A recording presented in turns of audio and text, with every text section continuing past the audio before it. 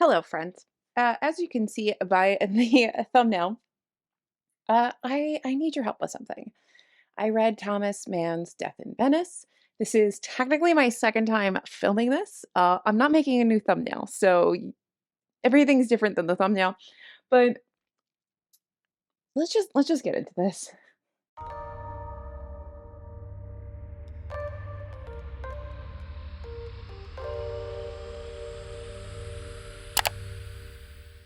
So, like I said, this is my second time filming this review slash plea for you to help me understand what I read.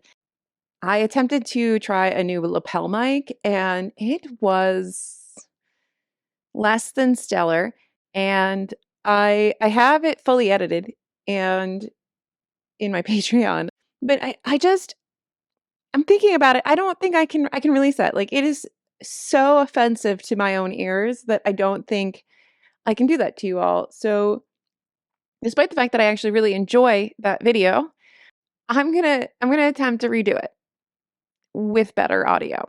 So, hello, book friends. It's Alyssa. I'm very defeated. Welcome if you're new. Hello again if you're not. If you enjoy videos about books and the occasional video game stream, consider liking and subscribing. Let's get into my discussion of Death in Venice. So, I recently finished Death in Venice by Thomas Mann, as you've probably caught on by now. And I'm very confused about how I'm supposed to feel as a modern reader reading this classic of German literature. The story follows our main character, Gustav von Oschenberg.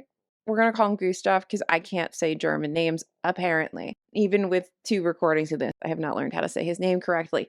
So it follows him, and he is an aging writer of Mainz. He decides to go on vacation. He goes to one spot and decides that he doesn't like it there. He doesn't like the clientele in the hotel.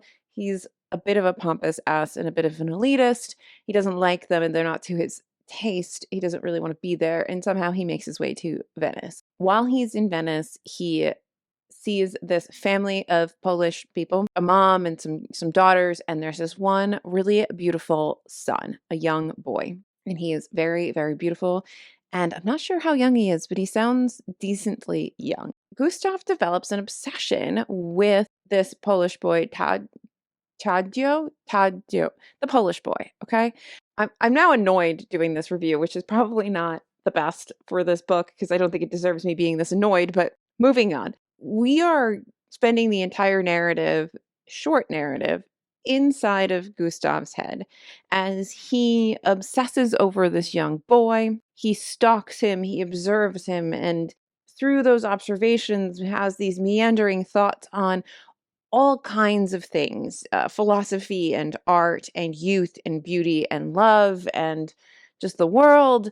And it almost always circles back to this obsession with our young boy. At some point in the narrative, Gustav decides that he's going to leave, but he can't because his luggage gets sent to Lake Como, so he has to stay in this hotel and wait for that to be rectified.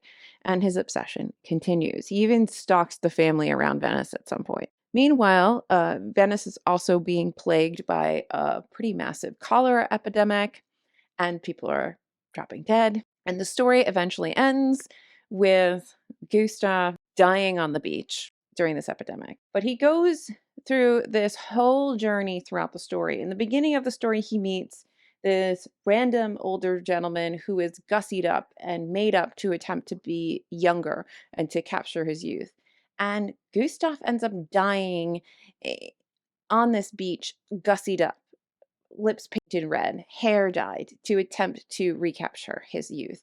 So there's a lot of discussion in this story about youth and beauty and the fleetingness of those things and the unspoiled nature of this young boy and his potential because he is so young and has not even unspoiled. That's the word you're looking for, Alyssa.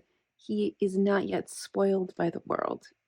He's fresh and young and pure. How all of that kind of just gets expelled by the time you are Gustav's age. My problem and why I'm here saying I need your help is I don't know if I'm supposed to feel as gross as I do after reading this. there are hints of Lolita throughout. He's not as overt in his schmetophilia as HH is in Lolita, but there is this element to it that, as a modern reader who is coming to it with all of my modern sensibilities, that's the takeaway I have. But I don't know if that's the takeaway a contemporary reader was supposed to have. Was that the intended takeaway? Is that he is battling this desire for the young boy, or that he's obsessed over the youth that he lost and that is embodied in this young boy?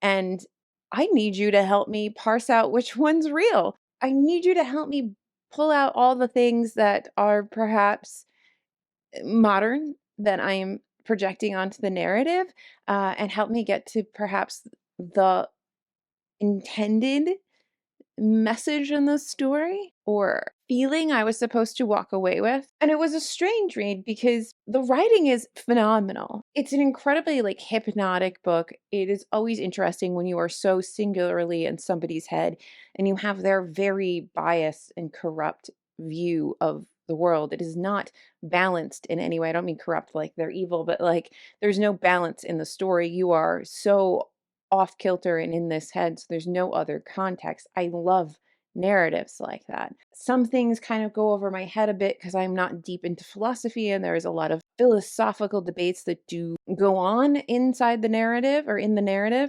but I couldn't shake that yucky feeling of, am I reading about an old man who is obsessed unhealthily with a young boy? And I didn't like that. I didn't like that, and I didn't know I still I there's part of me that feels like that's something I'm projecting onto the story that's not really supposed to be the takeaway, but I can't step away from that feeling. So I guess what I'm asking is, in the comments, can you tell me what you thought of it? Tell me about Death in Venice and your experience. I know that there are lit bros and lit hoes out there who have read this and have feelings on it. And I want to know your thoughts because I'm still trying to work out mine. I'm still trying to figure out whether I should read more Thomas Mann or if this is a common theme in his writing. Am I going to feel icky? Is this the most approachable? Like, I don't know why I feel like his books are unapproachable for some reason, but it wasn't unapproachable. But I have it like built up in my mind. Like, there's something about him as an author. So let me know. Should I be reading more from him?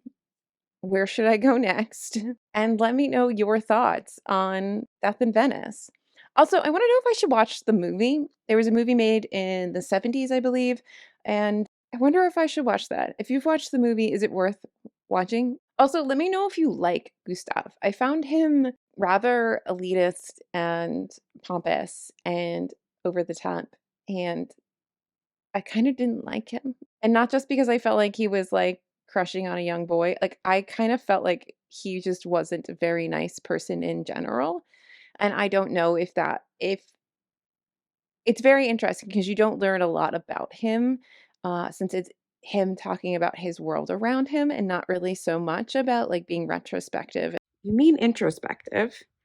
And I know there's a poppy seed in my teeth. We are not redoing this for a third time. Like talking about himself, but he just came across as incredibly arrogant and I don't know, just not a very likable person. I can't believe I've refilmed this, but I know the audio is going to be better because this mic is better. I think the tone of the first one was a little bit more fun, but yeah, I definitely enjoyed the book and the story and some of the discussion that was going on in these inner monologues, but I just need to know if this is another Schmatophile book.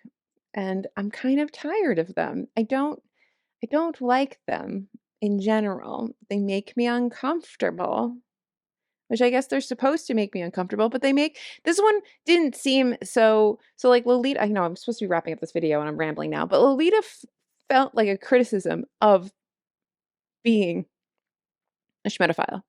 Right? You could, even though it's told from HH's perspective and you can't really trust him, and sometimes even he will trick you and you start to feel like you're empathizing with him, and then you're like, no, don't do that. But at the end of the day, it really is to highlight kind of like how disturbing HH is.